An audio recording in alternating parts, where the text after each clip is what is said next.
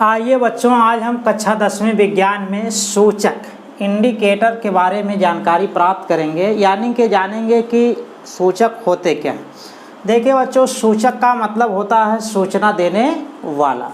तो देखिए बच्चों, रसायन विज्ञान में सूचक का क्या महत्व होता है।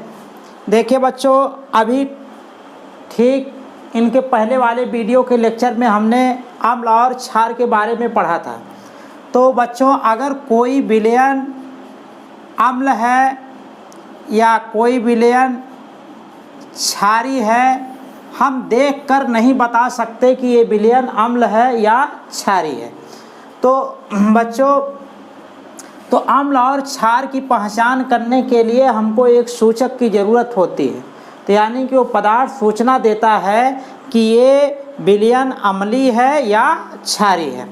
और बच्चों, जो सूचक हमारा होता है अम्लीय विलयन में, उसका एक रंग आता है, यानी कि जब हम सूचक को अम्लीय विलयन में डालेंगे तो एक रंग प्रदर्शित करेगा, और वही सूचक अगर क्षारीय विलयन में डालेंगे तो उससे अलग रंग मिलेगा हमको।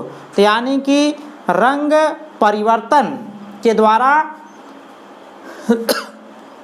यानी बच्चों, रंग के माध्यम से हम पहचान जाएंगे कि ये विलयन अम्लीय है या क्षारीय है। या बच्चों, अनुमापन में हम जब किसी विलयन की सांद्रता ज्ञात करते हैं तो वहाँ हमको एक सूचक की ज़रूरत होती है। तो बच्चों, वो सूचक क्या है, अपक्रिया के पूर्ण होने की सूचना देता है।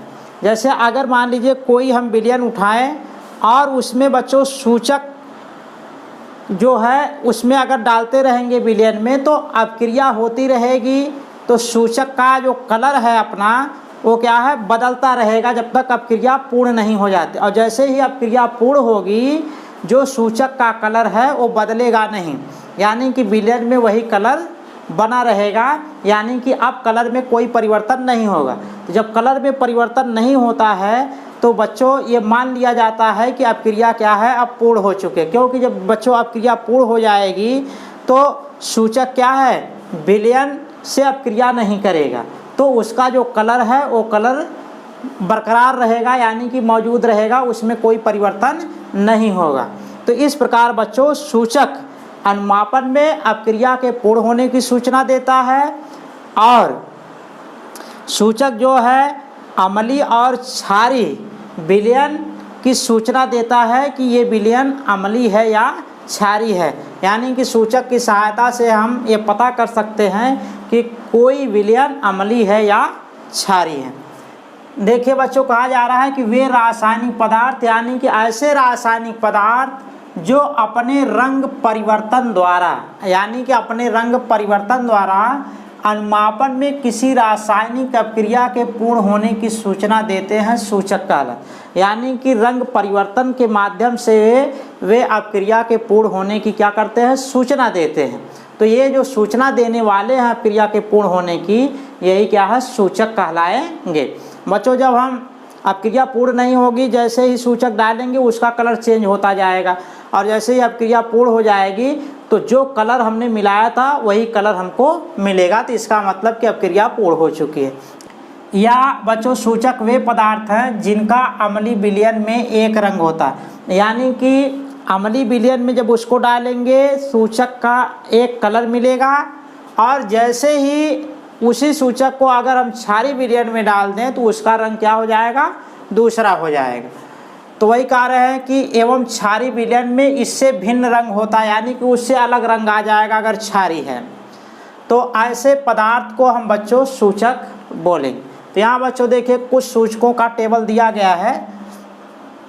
सूचक का नाम है पहला मेथिल आरेन। यहाँ देखिए बच्चों, लिखा गया है पीएच परास, यानी कि जो ये सूचक हैं इनका अपना एक पीएच परास होता है। बच्चों, पीएच क्या होता है, पीएच का मतलब बच्चों हाइड्रोजन आयन की सांद्रता होती है। हाइड्रोजन आयन की सांद्रता के हिसाब से ये देखिए जो सूचक हैं इनका अपना एक परास होता है, यानी कि इसमें हाइड्रोजन आयन की एक सांद्रता का क्या है, एक परास है। आगे आने वाले वीडियो के लेक्चर में हम वहाँ विस्तृत चर्चा करेंगे कि पीएच मान क्या होता है, पीएच होता क्या है। तो यहाँ पहले बच्चों आप जान लीजिए कि पीएच का मतलब हाइड्रोजन आयन की सांद्रता होती है। तो अब यहाँ देखिए जैसे मेथिल ऑरेंज लिखा गया तो इसका मतलब मेथिल ऑरेंज में हाइड्रोजन आयन की सांद्रता का जो परास होता है वो 3.1 से 4.5 तक होता है। अगर बच्चों मेथिल ऑरेंज को हम अम्लीय विलयन में डाल दें तो उसका कलर कैसा आएगा, लाल आएगा, यानी कि कलर हो जाएगा विलयन का लाल। अगर विलयन हमारा लाल हो गया, मेथिल ऑरेंज मिलाने के बाद अगर विलयन हमारा लाल हो गया तो इसका मतलब कि दिया गया जो विलयन था जिसमें हमने मेथिल ऑरेंज को मिलाया था वो क्या है, अम्ल था। अगर मान लीजिए बच्चों मेथिल ऑरेंज को हम विलयन में मिलाते हैं उसका कलर पीला आ जाता है तो इसका मतलब कि दिया गया विलयन हमारा क्या है, क्षारीय है।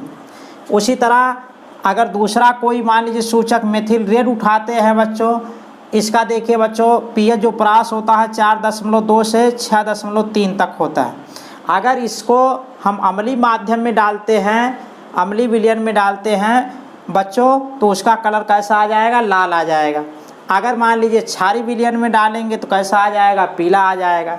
उसी तरह अगर बच्चों लिटमस पेपर होता है, ये लिटमस पेपर, अगर हम लिटमस पेपर की सहायता से पता करें कि विलयन अम्लीय है कि क्षारीय है।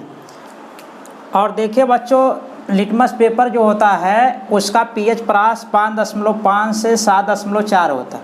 बच्चों लिटमस पेपर दो प्रकार का होता है, एक होता है नीला लिटमस पेपर और जो दूसरा होता है लाल लिटमस पेपर। तो देखिए बच्चों जब अगर विलयन बच्चों हमारा अम्लीय है, अगर इसमें नीला लिटमस पेपर ले जाएंगे, अगर नीला लिटमस पेपर ले गए तो नीला लिटमस पेपर अगर ले गए तो ये हो जाता है लाल लिटमस पेपर, यानी कि लाल लिटमस पेपर में बदल जाएगा अगर विलयन हमारा अम्लीय होगा, जैसे ही उसमें नीला लिटमस पेपर ले जाएं। अगर बच्चों विलयन हमारा क्षारीय है, इसमें जैसे ही लाल लिटमस पेपर ले जाएंगे, लाल लिटमस पेपर ले जाएंगे तो ये हमारा लिटमस पेपर नीला हो जाएगा, नीला लिटमस पेपर। तो नीले लिटमस पेपर में चेंज हो जाएगा।